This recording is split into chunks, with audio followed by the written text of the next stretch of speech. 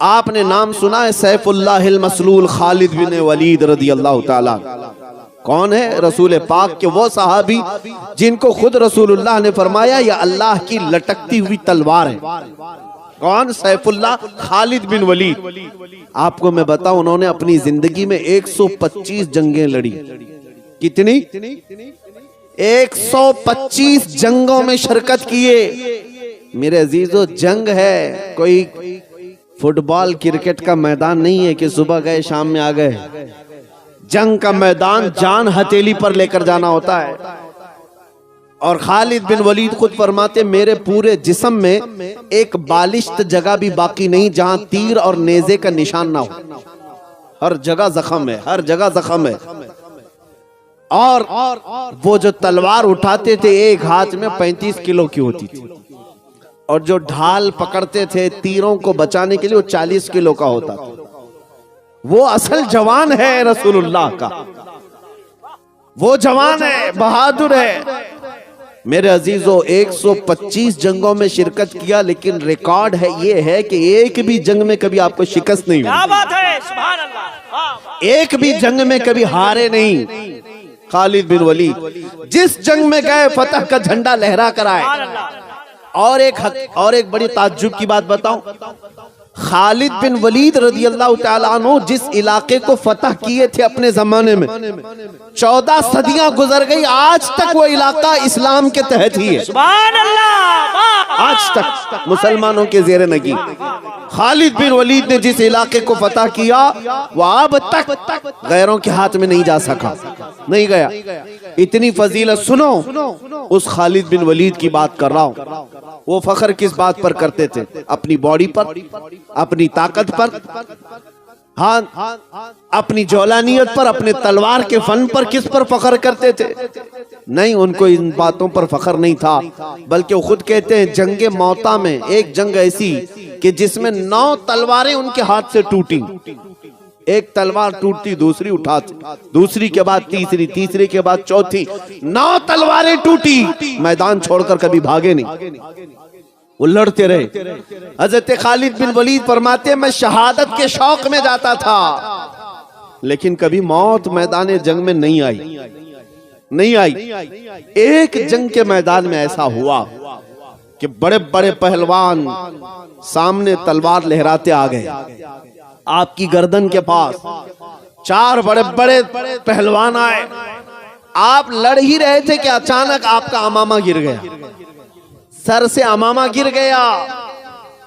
अब होना क्या चाहिए? जंग के तरीकों में यही है कि पहले दुश्मन का मुकाबला करो, बाद में अपनी चीजें उठाओ।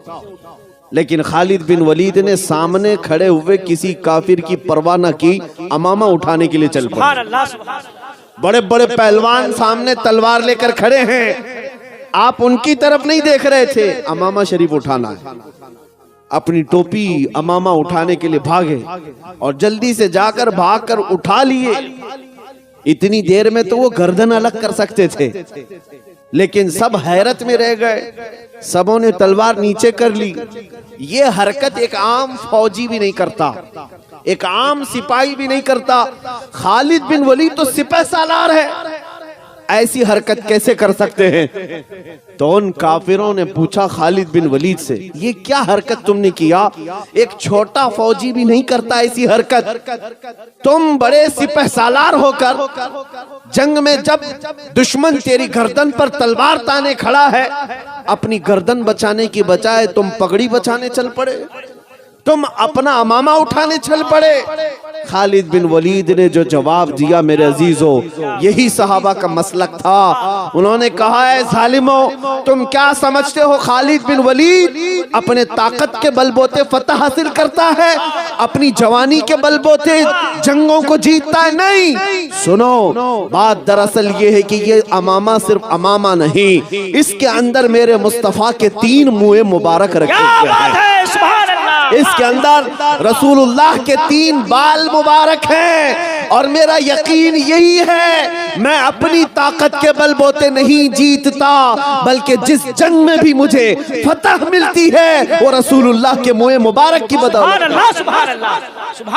निस्बत पर उन्हें नाज था, उन्हें फख्र इसी बात पर था। इसी को आला हजरत ने क्या फरमाया, या रसूल अल्लाह, जो मिला तुमसे मिला, तुम पे करोड़ों दुरूद। खल्क के हाकिम हो तुम, रिज्क के कासिम हो तुम, जो मिला तुमसे मिला, तुम पे करोड़ों दुरूद। इसीलिए मैंने आज देखा है, इज्जत उसी की है जो रसूलुल्लाह का दीवाना है, जो मेरे मुस्तफ़ा का परवाना है, उसे दुनिया नहीं भूलती। आज देखे बंगाल की इस वादी में मैं बैठा हूँ, यहाँ पर शायद मैं पहली मर्तबा आया, लेकिन आते साथ 100 साल पहले गुजरे हुए बुजुर्ग जिनका नारा कसरत से लगता है, वो कोई और नहीं, वो इमाम इश्क व मोहब्बत आला हजरत की जात है। आज हर बच्चा, हर जवान इश्क मोहब्बत आला हजरत क्यों पुकारता है, क्यों नारे लगाता है? इसलिए नहीं कि वो बहुत बड़े नेता थे, इसलिए नहीं कि वो बड़े जमींदार थे, इसलिए नहीं कि उन्होंने लोगों में पैसा बहुत बांटा है, इसलिए हर बच्चे की जुबान पर आला हजरत का नारा है कि उस आला हजरत ने अपनी जिंदगी मेरे मुस्तफा के नाम पर वक्फ की थी। और उन्होंने दुनिया को ये सिखाया था, कि जीना हो तो ऐ लोगों ऐसे जियो कि हुजूर को पुकार कर यूं कहो, या रसूल अल्लाह, चमक तुझसे पाते हैं सब पाने वाले, मेरा दिल भी चमका दे चमकाने वाले, क्या मेरा दिल भी चमका दे चमकाने वाले। उस आला हजरत ने जो इश्क रसूल का दर्स दिया, इसलिए मौला करीम ने आज ना उनका नाम मिटने दिया है, ना उनका कलाम मिटने दिया। बेशक बेशक। हाँ, वो बुजुर्ग आज हमारे मजमों में जिंदा हैं। आज मुजाहिदे मिल्लत को कसरत से याद किया जाता है। क्या कहने बंगाल की खाड़ियाँ, उड़ीसा की वादियाँ मुजाहिदे मिल्लत के कदम कदम को याद करती हैं। क्यों? क्या उस मुजाहिदे मिल्लत ने बहुत बड़ा महल बना लिया था? क्या उस मुजाहिदे मिल्लत ने कोई बहुत बड़ी हुकूमत बना ली थी?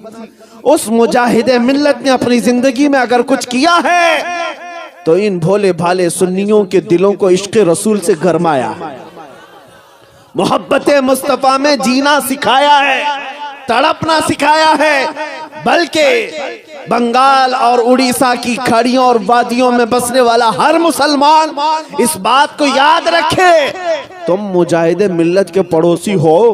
मुजाहिदे मिल्लत ने यह दर्स भी दिया, क्या है मुसलमानों, दुनिया अगर तुम्हें कैद करने से डराती है, जेल की सलाखों में डालने से डराती है, तो डरना नहीं, बल्कि मुझे देख लेना, खुशी से हथकड़ियां पहन लेना।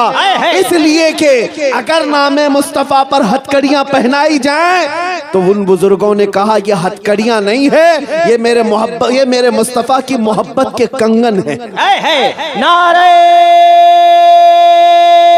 तकबीर, हाथ उठे, नारे रिसालत, मसलके आला हजरत, फैजाने हुजूर मुजाहिदे मिल्लत, हिम्मते मुजाहिदे मिल्लत, बस्ती बस्ती करिया करिया, देखो देखो कौन आया, जिंदाबाद। मेरे अजीजों, बस मैं यही चाहता हूं कि तुम्हारा जज्बा बरकरार रहे।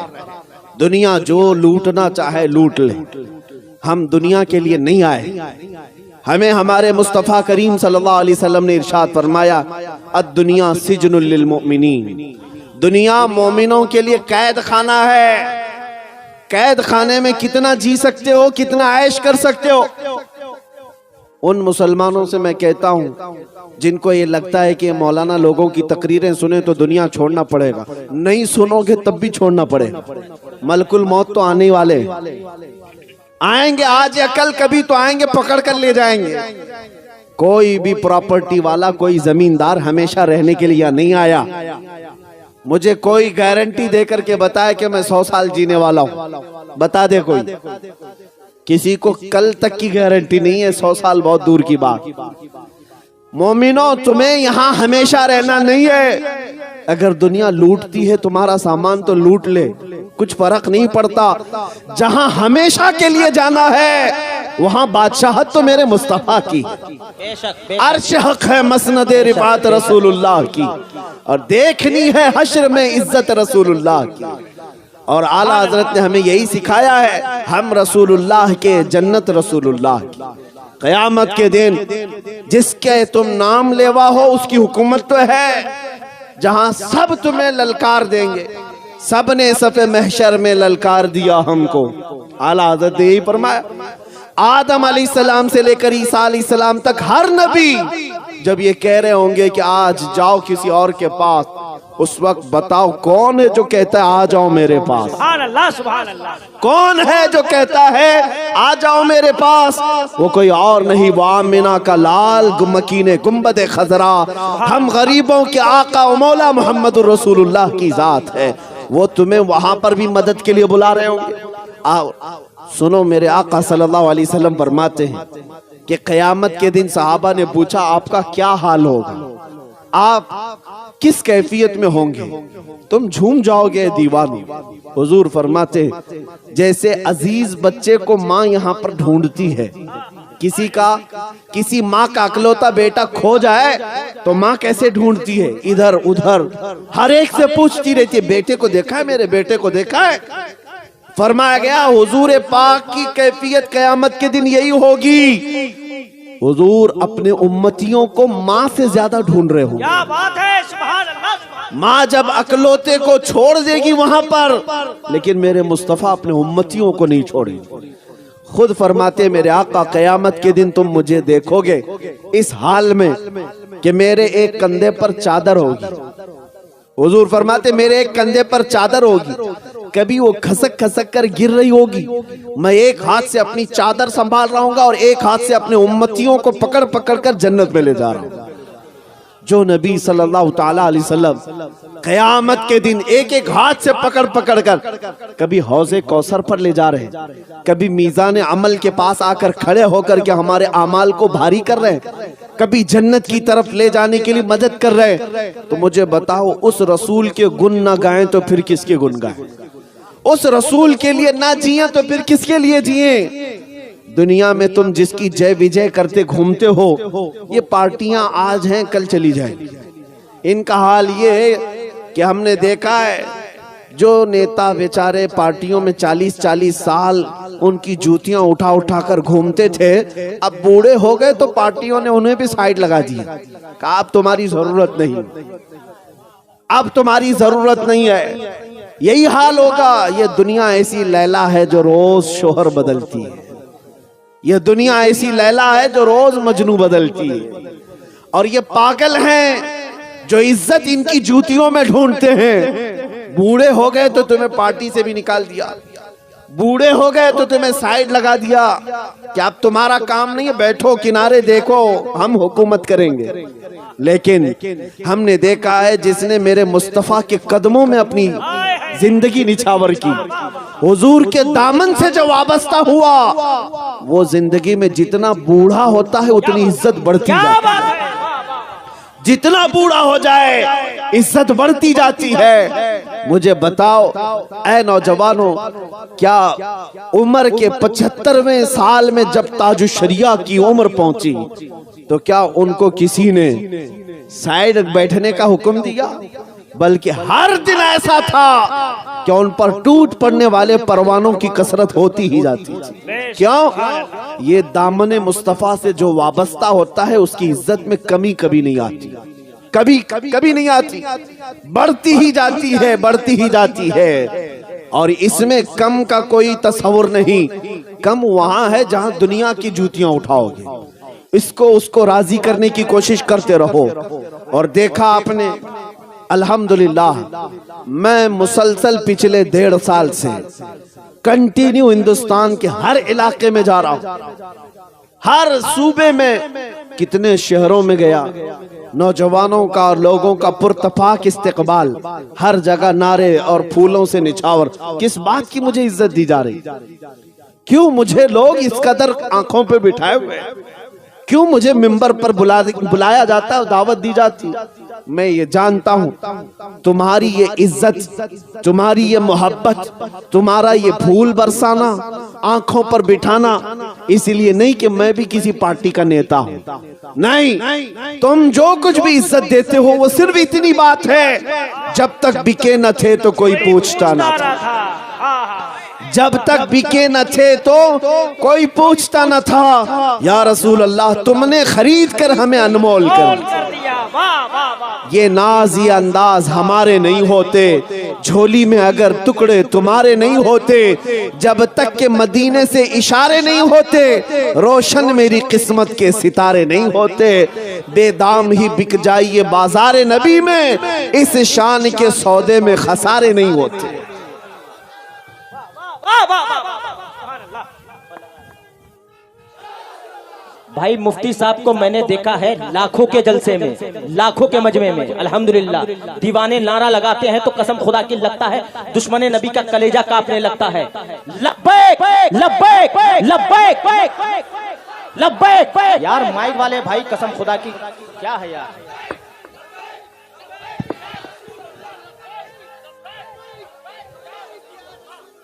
बहुत बेहतर मेरे अजीजों, ये जो है सिर्फ नारा ही नहीं है बल्कि ये तो एक वजीफा भी है।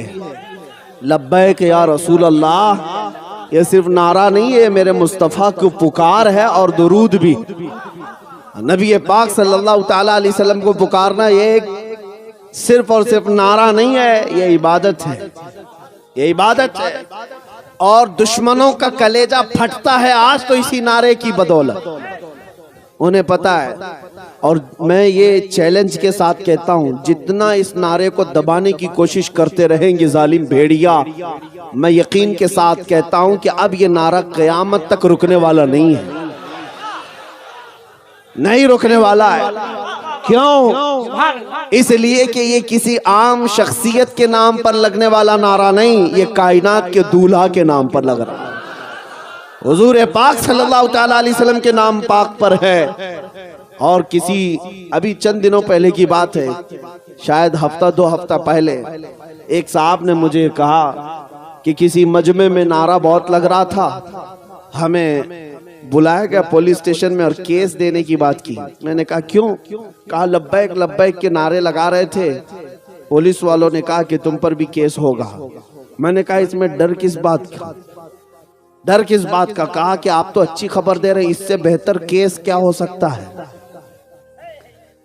इससे बेहतर केस क्या हो सकता है कि नबी पाक सल्लल्लाहु ताला अलैहि वसल्लम के नाम पाक पर पुकारने का वो तुम्हें केस नहीं बल्कि सर्टिफिकेट दे रहे हैं आशिक रसूल होने का। क्या बात है, वाह वाह वाह वाह वाह। वो सर्टिफिकेट दे रहे हैं कि तुम किसी और को नहीं पुकारते, तुम रसूलुल्लाह को पुकारते हो। सुभान अल्लाह। अगर दुनिया ये सर्टिफिकेट देती है तो खुशी से कबूल कर लो और बारगाह मुस्तफ़ा में जाकर अर्ज करना और कहना या रसूल अल्लाह, सिर्फ मैं ही नहीं कहता, सारी दुनिया भी कह रही है, सुभान अल्लाह। आपके दुश्मन भी कह रहे हैं, मैं किसी और को नहीं पुकारता, सिर्फ आपको पुकारता। सुभान अल्लाह। जिस दिन नबी पाक सल्लल्लाहु अलैहि वसल्लम की बारगाह में तुम ये अरीजा पेश करोगे, यकीन है मेरे आका यही फरमाएंगे, यही फरमाएंगे, कब्र में जब तुम पहुंचोगे उस दिन सारी दुनिया से थक हार करके पहुंचोगे, नबी पाक मुनकर नकीर से कहेंगे छोड़ दो ये मेरा मलंग है,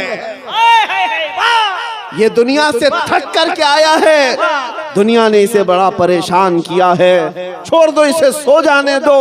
हम उसी रात के लिए मेरे अजीजों मर मिटते हैं। आओ मेरे अजीजों, नबी पाक सल्लल्लाहु ताला अलैहि वसल्लम के नाम पाक पर बेदार होना यह हमारे बुजुर्गों का शिवा है। हमने देखा है जब जब कौम हमारी सोती है, इसको जगाने के लिए हुजूर का नाम ही काफी है, नाम ही काफी। एक यहूदी आलिम है जो रिसर्च कर रहा था, डॉक्टरेट किया, पीएचडी किया, एक नहीं दो पीएचडियां, किस बात पर? मुसलमानों के हालात पर। एक मॉडर्न मुसलमान है, उस मुसलमान से उस यहूदी आलिम की मुलाकात हुई और मुलाकात में उसने जो बात की, मुसलमान ने पूछा पीएचडी का तुम्हारा रिसाला कहां तक पहुंचा? कहा मैंने 2 बार अलग अलग टॉपिक पर पीएचडियां की हैं और सब मुसलमानों के हालात पर। उस मुसलमान ने पूछा कि किस नुक्ते पर तुम पहुंचे, रिजल्ट क्या आया तुम्हारी पीएचडी में? वो यहूदी आलिम कहता है मैंने देखा कि मुसलमान कई मर्तबा तबाह हुए, बर्बाद हुए, टुकड़े हुए, इनको बच्चों को मारा गया, इनको घरों से निकाला गया, इनको जलाया गया, इनकी खोपड़ियों से मीनार बनाए गए, इनकी औरतों को दफन किया गया, बहुत कुछ इनके साथ किया गया, लेकिन फिर भी ये जमा होते हैं, फिर भी जमा होते हैं। ना इनकी अजानों में फर्क आया, ना इनकी नमाजों में फर्क आया, ना इनके चेहरों पर फर्क आया, फिर वही तरोताजी आ जाती है। ये कैसी डाल है, ये कैसा दरख्त है कि इसकी हर शाख को तोड़ा जाए फिर भी हरियाली बाकी रहती है, फिर भी हरियाली बाकी रहती है। ये कैसा दरख्त है? तो इस मुसलमान ने पूछा कि तुम्हें क्या लगता है वजह क्या होगी, तुम बताओ। उस यहूदी आलिम से पूछा कि वजह क्या होगी कि बार बार हरियाली फिर आती है, इसकी शाखों को तोड़ने के बाद भी फिर हरियाली आती है। वो यहूदी कहता है बुरा ना मानो, मेरा रिसर्च ये कहता है ये 1000 टुकड़ों में बट जाएं, लेकिन जब नाम मोहम्मद की बात आती है फिर ये इकट्ठा हो जाते हैं। ये गुंबदे खजरा का नाम आता है फिर जमा हो जाते हैं। और मैंने देखा है मेरे अजीजों, प्रैक्टिकली देखा है, जब वो पाखंडी कुत्ता मेरे नबी की शान में भौंक रहा था और गुस्ताखियां कर रहा था, हमारा दिल जल रहा था। हमने बड़ी दूर से आवाज लगाई थी और यकीनन हर मुसलमान के दिल की आवाज थी। हम अपनी जान मेरे मुस्तफा के नाम पर फिदा करने को तैयार हैं। आग में कूदना कोई आम बात नहीं, और मैं समझता हूँ नबी पाक सल्लल्लाहु अलैहि वसल्लम के नाम के लिए कूदना कोई बड़ी बात भी नहीं, बड़ी बात भी नहीं हुजूर के नाम पर। और ना ही हम अपनी कोई करामत और ना ही कोई अपने करिश्मे दिखाना चाहते हैं, बल्कि हम तो ये चाहते हैं मरना है तो मर जाएं उस नाम पाक पर, कोई बात नहीं, मरना है तो मर जाएंगे।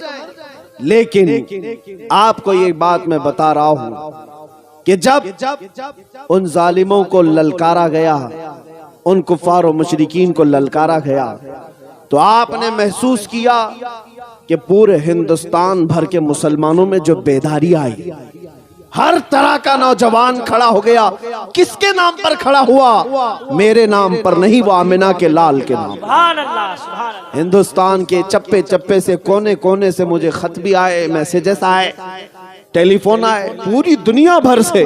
अब मैं आपको बताऊं तो हैरत होगी, हमारा जिनसे कोई फिक्री ताल्लुक ही नहीं, उन जमातों के भी बड़े बड़े सरदार, दूसरे मकतब फिक्र से ताल्लुक रखने वाले बड़े बड़े उलमा, वो सब जिनसे हमारा शदीद तरीन इख्तिलाफ है, उन लोगों ने भी कहा मौलाना आप बरेलवी हो, हमें पता है आप बरेलवी, हमें पता है हमारा आपसे बड़ा इख्तिलाफ है, लेकिन जिस नाम की इज्जत के लिए आप खड़े हैं, आप पीछे मुड़कर देखेंगे तो हमारी जमात भी खड़ी नजर आएगी। नारे तकबीर, नारे रिसालत, लब्बैक लब्बैक लब्बैक या रसूल अल्लाह, लब्बैक लब्बैक लब्बैक या रसूल अल्लाह। मेरे अजीजों, मैं ये बात इसलिए अर्ज कर रहा हूं कि मुझे पीछे मुड़कर देखने की जरूरत नहीं कि कौन खड़ा है कौन नहीं खड़ा है। उन्होंने कहा था पीछे मुड़कर देखें तो हम भी नजर आएंगे। हमें इस बात को ये जानना जरूरी नहीं कि कौन खड़ा है कौन नहीं, लेकिन मैं इसलिए यह बात अर्ज कर रहा हूं कि एक नाम पाक ऐसा है जो पूरी कायनात के मुसलमानों को जोड़ देता है। वो नाम पाक मकीने गुंबदे खजरा मुस्तफा करीम का नाम है। इसीलिए कसरत से नारा भी उसी रसूल का लगाया करता। मैं अक्सर मिंबरों पर जाने के बाद यही कहता हूं, स्टेज पर मेरे नाम का नारा मत लगाओ, हमारे इस्तिकबाल के लिए हमारे नारे, हमारी क्या हैसियत क्या है, हमारी हैसियत क्या है हमारे नाम के लिए बड़े बड़े नारे लगाना या हमारी शान में कोई अशार पढ़ना नहीं। पढ़ो तो सिर्फ रसूलुल्लाह के नाम पर, अजरो सवाब भी है, तुम्हारी दुनिया भी और आखिरत भी चमकदार है और सरफराज। उस नाम पाक का चर्चा करो, इसलिए कि बादशाह है, तो फिर दूसरों की बात की जरूरत क्या है। यहां पर हमारी कोई हैसियत नहीं, रसूलुल्लाह की बात करो। और जब नारा लगाए तो कसरत से मेरे मुस्तफा के नाम पर, तुम्हारे दिलों के अंदर जो दिल मुरझाया हुआ है वो इश्क रसूल से फिर जिला पाएगा, फिर जगमगाएगा। जो शमा टिमटिमा रही है उसमें और लौ बढ़ जाएगी। आओ, मैं आखिर में ये बात कहता हूं, डरो मत ए सुन्नी मुसलमानों, दुनिया से हमें कुछ लेकर जाना भी नहीं है। दुनिया छीन सकती है तो क्या छीनेगी, ज्यादा से ज्यादा हमारी जान, इससे ज्यादा क्या छीनेगी। और बरेली के इमाम ने हमें सिखाया है, करूं तेरे नाम पे जान फिदा, न बस एक जहां दो जहां फिदा, दो जहां से भी नहीं जी भरा, करूं क्या करोड़ों जहां नहीं, ये एक जान क्या है अगर हो करोड़ों, तेरे नाम पर सबको वारा करूं मैं। तुम्हें पता है हम जब कब्रिस्तान जा रहे होंगे हमारी कैफियत क्या होती है पता है आपको? आपके यहाँ मैयतों को नहलाया जाता है, नहलाया जाता है, साफ सफेद नया कपड़ा पहनाया जाता है। ईद बकरीद में जैसा कपड़ा पहनता था, हदीस में मिलता है कि उस कीमत का कपड़ा मुर्दे को पहनाओ, उतनी कीमत का जो वो ईदों में पहना करता था। अच्छा कफन पहनाओ और उसे खुशबू लगाओ, इतर लगाओ और उसको फिर हम सजा करके ले जाते हैं, सजा कर ले जाते हैं। हमारे जनाजे जाते भी हैं तो ऐसा लगता है कोई दूल्हा जा रहा है। उसके जनाजे पर फूल भी डाले जाते हैं, इतने फूलों की बरसात होती है। कब्रिस्तान जब ले जाते हैं तो कोई हम में से ऐब नहीं समझता मुर्दे को हाथ लगाना। वो दूसरों के यहाँ है, वो नाक पकड़ करके आते हैं मुर्दा देखने के लिए, अपने ही मुर्दों को देखने के लिए नाक मुंह दबा करके आते हैं, कोई छूते नहीं। लेकिन हम में से हाल ये है कि हम अपने मुर्दों को अपने हाथों से नहलाते हैं, अपने हाथों से पहनाते हैं और कब्रिस्तान में उतारने के लिए हर कोई आगे बढ़ता रहता है कि मैं पकड़ूं, मैं पकड़ूं। कोई ये नहीं देखता कि मेरा रिश्ता इससे क्या है। हर एक उसकी इज्जत कर रहा होता है। और नहलाने में जानते हैं एक बात बार बार कही जाती है, अरे आहिस्ता से करो, आहिस्ता से करो, उसे तकलीफ ना होने पाए, उसे धीरे धीरे करो। बहुत ज्यादा गर्म पानी भी ना नहलाओ, बहुत ज्यादा ठंडा पानी भी ना नहलाओ। ये हमारे मुर्दों की इतनी इज्जत क्यों है? ये हमें मरने के बाद इतनी इज्जत क्यों है? कभी सोचते हो ऐ सुन्नी मुसलमानों, तुम्हें अगर जनाजे में ले जाया जाता है, एक आदमी दो आदमी नहीं उठाते, चार चार पांच पांच लोग उठाते हैं। अरे इधर भी हाथ लगा लो, इधर भी हाथ लगा लो, कहीं उसका हाथ पैर इधर उधर ना हो जाए, मुर्दे का पेट ना दब जाए। हम कितना एहतियात करते हैं, कितना ख्याल करते हैं। मैंने कब्रिस्तान में देखा है मुर्दे को कब्र में उतारने के लिए भी इतना एहतियात किया जाता है। चार इधर खड़े हैं, चार उधर खड़े हैं, दो नीचे उतरे हुए हैं, कोई सीने से लगा करके उतार रहा है, कोई कपड़ा पकड़ करके उतार रहा है। क्यों एक मरे हुए के लिए इतनी इज्जत है? बुजुर्गों से हमने पूछा था, उसे नहलाया भी गया, पहनाया भी गया और खुशबू भी लगाई गई, फूल भी डाले गए और सारे लोग उसकी आओ भगत में लगे हैं। क्या बात है? बुजुर्गों ने फरमाया, ऐ मेरे बच्चे क्या तुझे पता नहीं, आज ये जा रहा है कब्र में दीदारे मुस्तफा के लिए, आज ये जा रहा है कब्र में रसूलुल्लाह को देखने के लिए। इसकी जो इज्जत है वो यूं ही नहीं, इसलिए कि तुम अभी अगर उसके कब्र की तख्तियां बंद करके आओगे, इधर ये आंख खोलेगा, उधर जलवे रसूल को देखेगा। मेरे अजीजों, हमें मरने का भी डर नहीं, इसीलिए मैं ये सुना रहा हूं। मोमिन को मौत का खौफ ना हो, मोमिन मरता है उसे यकीन है कि मेरे मुस्तफ़ा के कदमों में जाऊं। और कब्र में जाने के बाद एक आशिक रसूल क्या कहता है? हुजूर ताजुश शरिया बद्र तरीका रहमतुल्लाह ताला अलैह अर्ज करते मेरे आका की बारगाह में, या रसूल अल्लाह, मैं मरूं तो मेरे आका ये मलाइका से कहना, मैं मरूं तो मेरे आका ये मलाइका से कहना, इसे कोई मत जगाना, अभी आंख लग गई है। तेरे दामने करम में जिसे नींद आ गई है वो फना न होगी, उसे जिंदगी मिली है। और एक आशिक रसूल जब फरिश्ते उसे उठाने आते हैं, उठ सवालों का जवाब दे, तेरा रब कौन है, तेरा दीन क्या है, ये सवाल पूछने के लिए कब्र में दो खौफनाक शक्ल वाले फरिश्ते आएंगे, मुनकर नकीर, जिनका चेहरा काला, जिनकी आंखें नीली और दांत बाहर, सख्त किस्म का चेहरा होगा। लेकिन आशिक रसूल उनको जवाब क्या देता है? शायर कहता है, अब तो पाए नाज से ऐ फरिश्तों क्यों उठूं, मर के पहुंचा हूं यहाँ इस दिलरुबा के वास्ते, मर के पहुंचा हूं यहाँ इस दिलरुबा के वास्ते। हमें हुजूर पाक का दीदार करने के लिए जब कब्र में भी जाना है तो इस दुनिया पर ज्यादा भरोसा मत करो, यहाँ इज्जत नहीं मिलती। यहाँ जब तक तुम्हारी जवानी है ये लूट लेंगे, जब तक तुम्हारे पास माल है इर्द गिर्द लोग घूमते फिरते रहेंगे।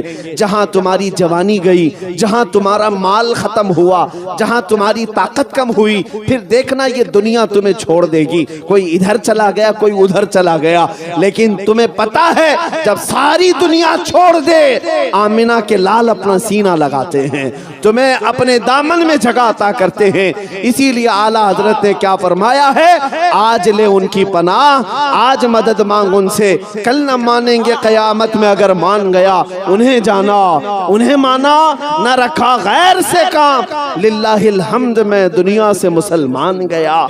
इसीलिए ऐ नौजवानों, राजी करना है तो ऐरे गैरे नत्थू खेरे को राजी मत करो, कोई तुमसे राजी होने वाला नहीं है। राजी करना है तो मकीने गुंबदे खजरा को राजी करो, वो जल्दी राजी होते हैं, वो जल्दी राजी होते हैं। और अपने रब्बुल आलमीन को राजी करो, वो एक सजदे से राजी होता है। यहाँ दुनिया को राजी करने के लिए लोग मीटिंगें कर रहे हैं, कॉन्फ्रेंसें कर रहे हैं, धर्म संसद कर रहे हैं कि हुकूमत हमसे राजी हो जाए। अरे जो गवर्नमेंट बैठी हुई है उसको मनाने के लिए हम थोड़ा सेकुलर बन जाएंगे और इनको भी बुला लेंगे, उनको भी बुला लेंगे, सबको बुला करके हम कहेंगे, हम भी ओम ओम कहेंगे, तुम भी ओम ओम कहो, दोनों बात एक ही है। नाउज़ुबिल्लाह मिन ज़ालिम। हाँ, आज तख्त पर बैठे हुए जालिमों को राजी करने के लिए कुछ बिकाऊ लोग बाजार में आए, उन गद्दारों को पहचानो। आला हजरत ने 100 साल पहले हमें बताया था, ये जमात के गद्दार हैं। सूना जंगल रात अंधेरी छाई बदली काली, सोने वालों जागते रहियो चोरों की रखवाली है। ये कौन से चोर हैं? ये जो तुम्हारा ईमान छीनने वाले चोर हैं, ये इश्क रसूल छीनने वाले चोर हैं। इनको राजी करने से कुछ नहीं होने वाला। हमने देखा है, देखो अभी 2 साल पहले एक राफजी कुत्ता निकला था अपना धर्म बदलने के लिए, पता है ना, नाम भी बदल लिया, धर्म भी बदल लिया और कहा कि मैंने आज से नाम बदल लिया, धर्म भी बदल लिया है, घर बार भी छोड़ दिया, जा करके किसी की धोती में पना लिया। और कितने दिन तक, 6 महीने से ज्यादा रह नहीं सका, वहां से भी लात मार के भगाया गया। हुआ ये कि धोबी का कुत्ता न घर का न घाट का। जब मुस्तफा करीम सल्लल्लाहु अलैहि वसल्लम के दरबार को छोड़ कर कोई जाता है, वो दर दर की ठोकरें खाता है। दुनिया में भी जिल्लत है, आखिरत में भी जिल्लत है। हमने देखा है, उनको राजी करने के लिए बेचारा सब कुछ बदल लिया, लेकिन वो राजी नहीं हुए, राजी नहीं हुए, तुमसे राजी नहीं होंगे। इसीलिए मैं कहता हूं 10 लाख साल भी तुम नाक रगड़ते रहो, ये दुनिया के जालिम दुश्मन तुमसे राजी नहीं होंगे। राजी करना हो तो आमिना के लाल मोहम्मद रसूलुल्लाह को राजी करो। वो यहां भी मेरे आका हैं, कब्र में भी आका हैं और हश्र के भी आका हैं। उन्हीं से सब है, उन्हीं से सब कुछ है। इसीलिए मैंने जो शेर कहा था, वो जो न थे तो कुछ न था, वो जो न हो तो कुछ न हो। जान है वो जहान की और जान है तो जहान है। अल्लाह करीम हम सबको उनकी मोहब्बत में जीने मरने की तौफीक अता फरमाए। हम रहें तो मौला आशिक रसूल बन करके जिए और मरे तो मेरे मुस्तफ़ा की मोहब्बत में मरे। मौला जब हमारा जनाजा उठे तो दुनिया पुकार कर कहे कि मेरे मुस्तफ़ा का दीवाना इस दुनिया से जा रहा है। इतनी ही दुआ है और साथ में तुम्हें ये दर्स दे करके जाता हूँ, उठो कुव्वत इश्क से हर पस्त को बाला कर दो, दहर में नामे मोहम्मद से उजाला कर दो। यहाँ दुनिया में जो कुछ भी है वो मेरे मुस्तफ़ा का है। इसीलिए मेरे मुर्शिद गिरामी ताज शरिया ने ये फरमाया है, जिंदगी ये नहीं है किसी की किसी के लिए, जिंदगी है नबी की नबी के लिए। ना समझ मरते हैं जिंदगी के लिए, अरे जीना मरना है सब कुछ नबी के लिए। व आखिर दावाना अनिल हम्दुलिल्लाहि रब्बिल आलमीन। अस्सलामु अलैकुम।